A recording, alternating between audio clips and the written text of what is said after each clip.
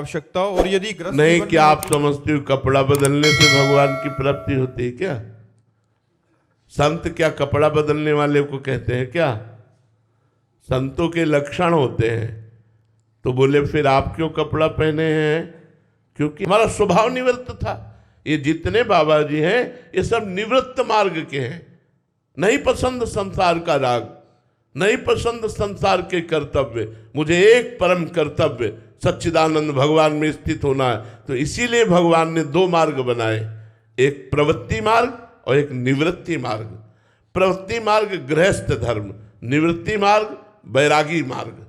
वैरागी मार्ग में चलते हुए जो गति भगवान की प्राप्त करते हैं, वही गृहस्थ में सत्भाव से चलते हुए अपने कर्तव्य का पालन करते हुए हम चलते हैं। अंतर इतना होता है, गृहस्थ में भगवत प्राप्ति अपनी ही करने बहुत कठिन होता है, लेकिन अगर वैरागी भगवत मार्ग में सही ढंग से चल गया तो लोक के लोक को पावन कर देगा। सातरति सातरति सा लोकांतार्यति, वो लोक के लोक को पावन कर सकता है। अगर बचपन से भगवान के मार्ग में न चले होते तो आज आप जो सुन रहे हैं, आप जो आनंद ले रहे हैं, आप जो आकर्षित हो रहे नहीं होते। संसार के भोग भोगे होते, मनोरंजन किए होते, संसार का नाना प्रकार का राग रंग भोगे होते, तो ये नहीं होता। बचपन से भगवान ने त्याग कराया और तैयार किया है। जब तैयार हुए तो तुम्हारे बीच में बैठ के बोल रहे हैं, तुम्हारे बीच में बैठ करके जो प्रकाश हो रहा है उसे आप आंतरिक अनुभव करो, उसे आंतरिक अनुभव। एक वैरागी यदि सच्चे मार्ग से चल जाए तो लोक के लोक को तार सकता है। गृहस्थ धर्म में सम्यक धर्म पूर्वक विषयों का भोग करते हुए, भगवान नाम जप करते हुए अपना उद्धार किया जाता है। और वैरागी घोर तपस्या और इंद्रियों के विषयों का त्याग करके पूरे जीवन जगत मंगल के लिए तपस्या भजन करते हुए सर्वे भवन्ति सुखना सर्वे संग। इसलिए हर गृहस्थ जो सद्भाव का है वो चाहे जो वैरागी हो चरणों में झुकता है। गृहस्थ आश्रम का गुरु आश्रम है वैराग्य आश्रम। तो ये नहीं है कि सबको बाबा जी बनकर ही भगवत प्राप्ति को बन नहीं सकते। तो वैरागी बनना कोई खिलवाड़ नहीं है। ये मत समझो कि केवल कपड़ा बदल लेना वैरागी होता है। साधना करके अपनी इंद्रियों को वश में करके, मन को वश में करके, जहां एक सेकंड के लिए भी मनोरंजन नहीं, पूरा जीवन आप विचार करके कांप जाओगे। केवल देख लिया कि बाबा जी है तो हाँ बाबा जी है, लेकिन जीवन अगर देख लो तो कांप जाओगे कि ये जीवन है।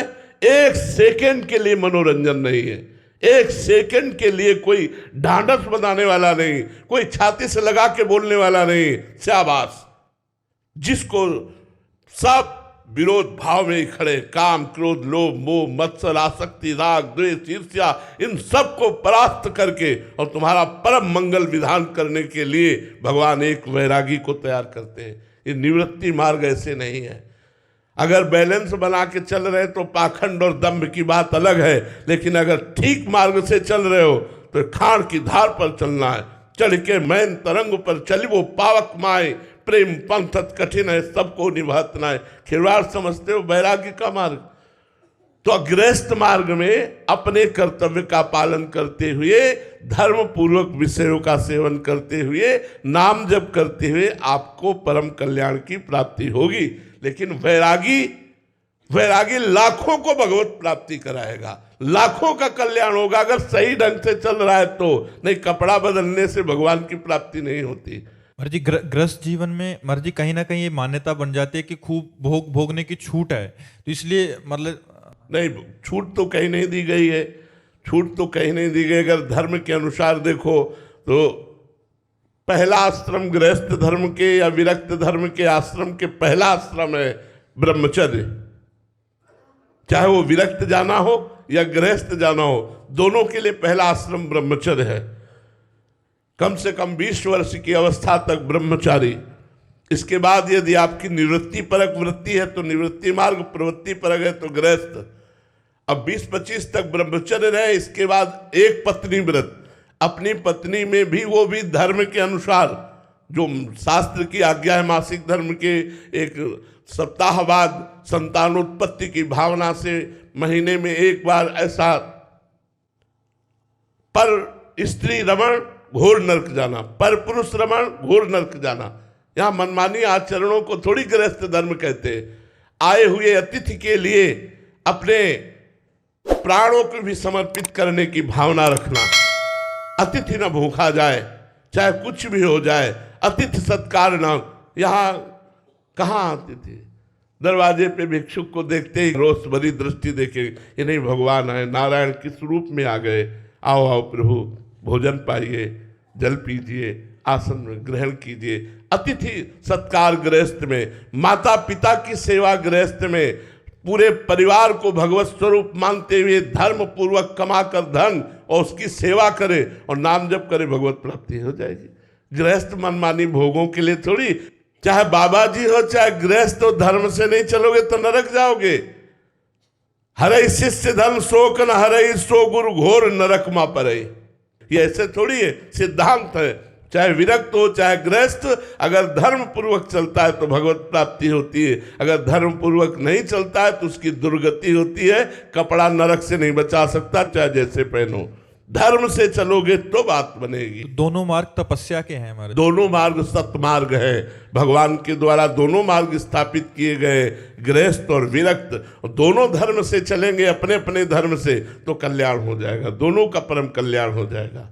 अजीत रंजन दास जी जौनपुर से, राधे राधे महाराज जी। महाराज जी, आपकी आध्यात्मिक जीवन यात्रा में जो स्थान पूज्य पाद श्री उड़िया बाबा जी का रहा है, दास के हृदय में आपके चरण कमलों की उपस्थिति की वैसी ही दशा है। महाराज श्री दास के ऊपर आशीर्वाद से अभिसिंचित दृष्टि से शक्तिपात करने की महती कृपा करें, जिससे आपके इस दास का कुछ भजन बनने लगे। महाराज जी, नाम जप में उपांशु के बाद मानसिक और पश्यंती में नाम जप के चलते ही की स्थिति क्या होती है महाराज जी? मतलब नाम में उपांशु के बाद जब मानसिक और पश्यंती में नाम जप चलने की स्थिति जानना चाह रहे हैं महाराज जी। फिर चलाना नहीं होता, करता नहीं रहता, वो केवल देखता रहता है और स्वाद लेता रहता है।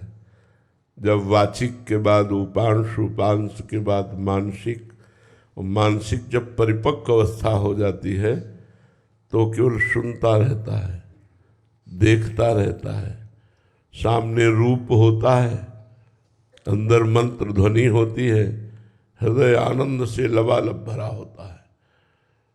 सुने न काहू की कही, काहे न अपनी बात, नारायण वा रूप में मगन रहे दिन रात। ना काहू सो बोलिबो, ना कोई व्यवहार, अपनी कुंवर किशोरी को जियत निहार निहार। बस उस अंतर व्यथा को कैसे बताएं? जिस समय अव्यावृत भजन प्रारंभ होगा, अखंड चिंतन प्रारंभ होगा, समय सब सूना सूना सा हो जाता है।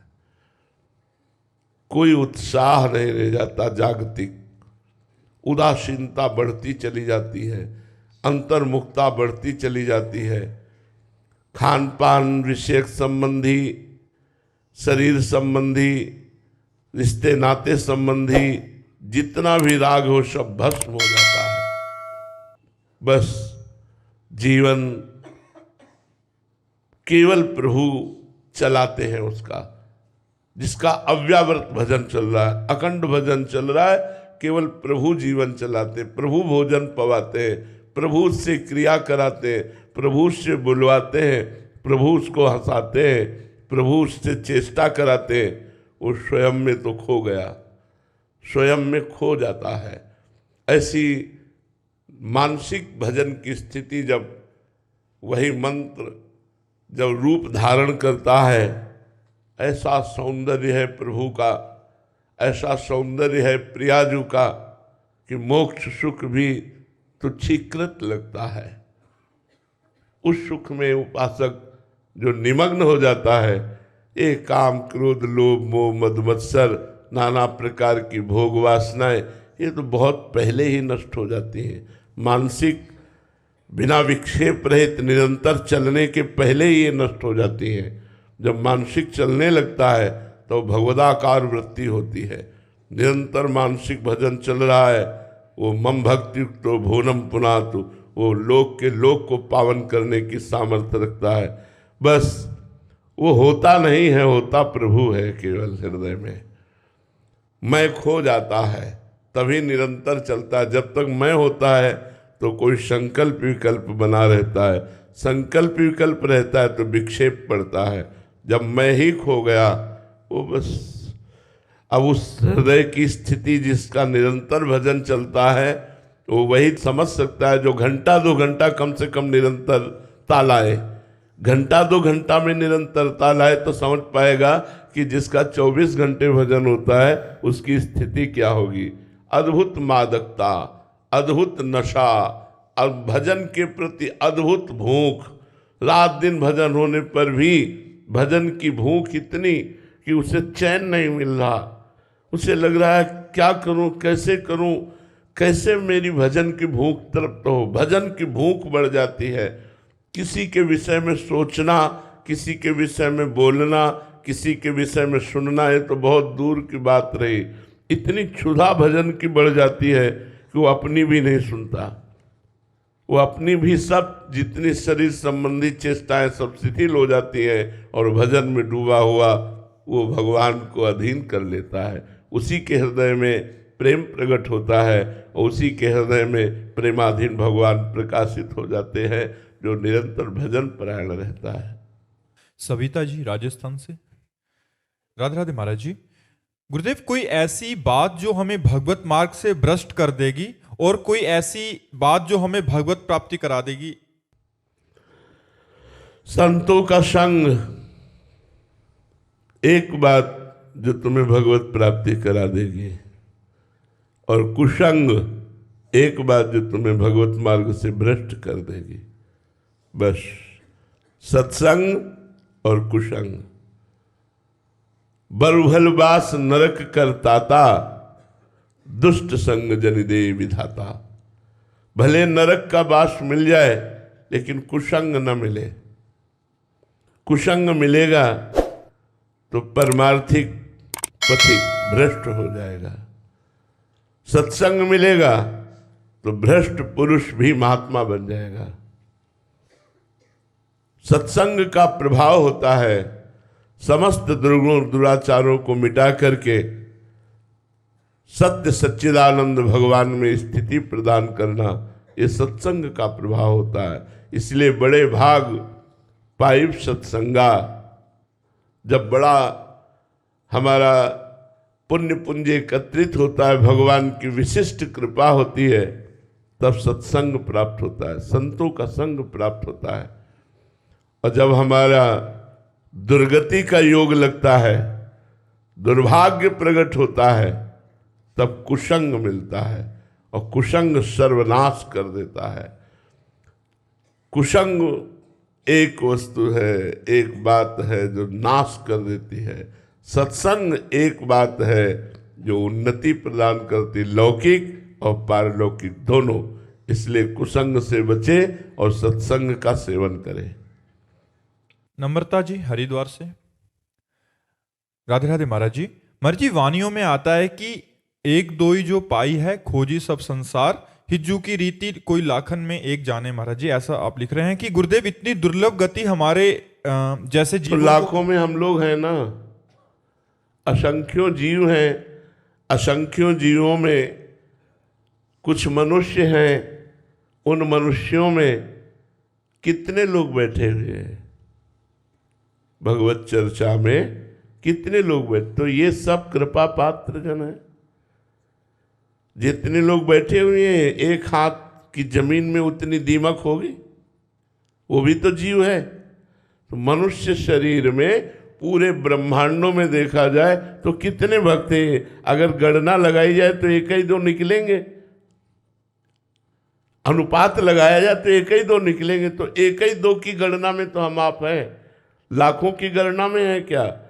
भक्त भगवत मार्ग में चलने वाला, दुर्गुण दुराचार का त्यागी, सद्गुण सतमार्ग का पथिक तो कोई बिरला ही होता है ना। और उस सद्गुण सतमार्ग में भी प्रेमी, प्रिया प्रीतम का प्रेमी, वो तो और भी दुर्लभ है। बड़ा दुर्लभ विषय है भगवत प्रेम, क्योंकि कहीं न कहीं लोक परलोक की जो कामना रहती है वो प्रेम प्रकाशित नहीं होने देती। जब लोक परलोक की समस्त कामनाओं का नाश हो जाता है तब भगवान को अधीन करने वाला प्रेम प्रकाशित होता है। जाहि न चाही कबहु कछु, तुम सन सहज स्नेह, बसो निरंतर तासुर, सो राउर निजगे। प्रेम अत्यंत दुर्लभ वस्तु है, अत्यंत दुर्लभ वस्तु है। इसीलिए कहा गया, जैसे यहाँ कहा गया कि कोई विरला ही एक दो ही जो पाइए, ऐसे ही भगवान की भक्ति के लिए गोस्वामी तुलसीदास जी करें, को एक पाव भगत जिम मोरी, कोई एक। ऐसे ही ब्रह्म ज्ञान के लिए, ब्रह्मबोध के लिए भगवान शंकराचार्य जी करें, शास्त्रों जन्मों की साधना जिसकी परिपक्व होती है उसके अंदर मुमुक्षुता जागृत होती है और वो मोक्ष को प्राप्त होता है।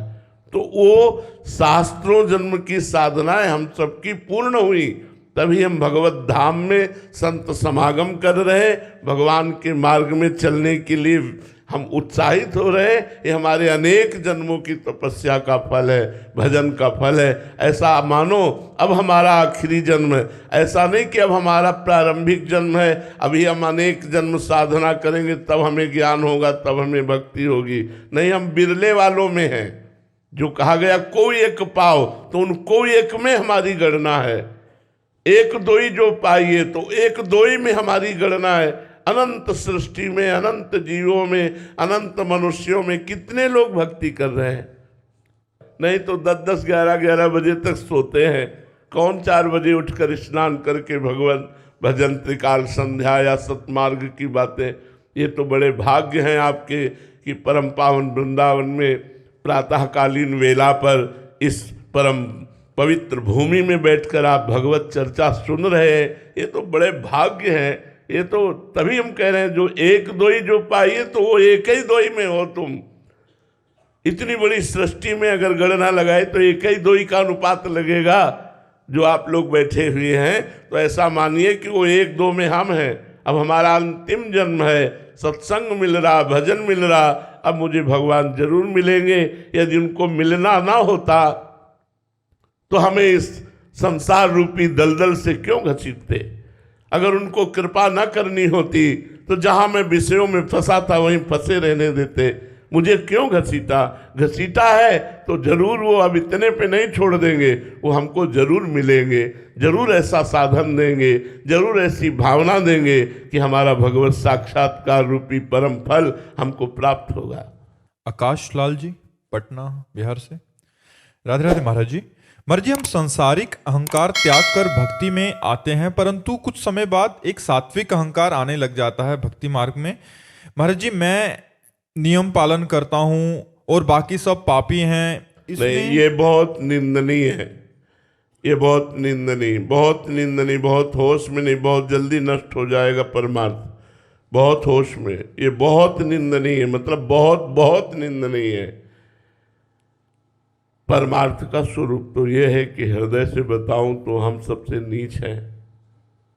सब में भगवान विराजमान है, मैं चराचर जगत का सेवक हूँ, सब मेरे स्वामी हैं।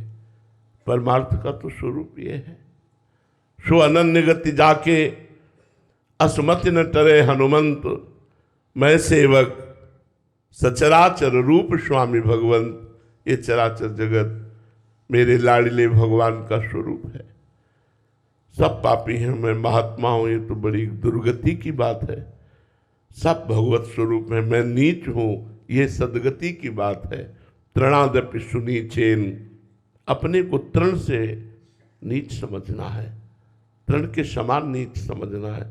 ये तो बहुत गलत बात है, बहुत पतित करने वाली बात है। बहुत जल्दी इसको दूर कर दे साधक, नहीं भ्रष्ट हो जाएगा, नष्ट हो जाएगा, परमार्थ से पतित हो जाएगा। बिल्कुल ये खतरनाक बात है।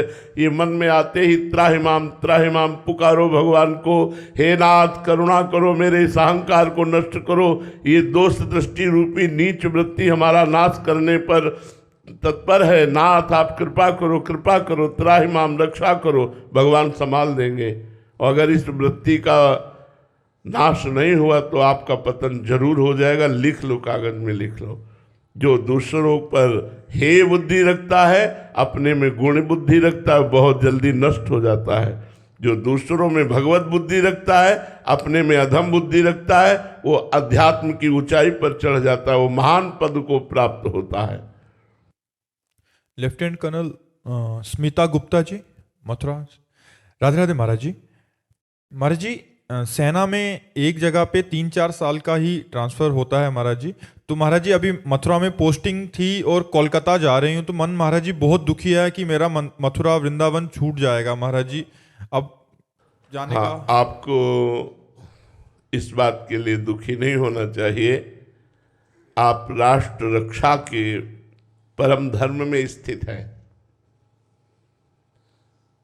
राष्ट्र के आगे कुछ नहीं। देखो, ध्यान रखना, राष्ट्र रक्षा के लिए हम अपने लौकिक धर्म का भी त्याग कर सकते हैं, प्राण का भी त्याग कर सकते हैं, सर्वस्व का भी त्याग कर सकते हैं। सो आप लोग करते हैं।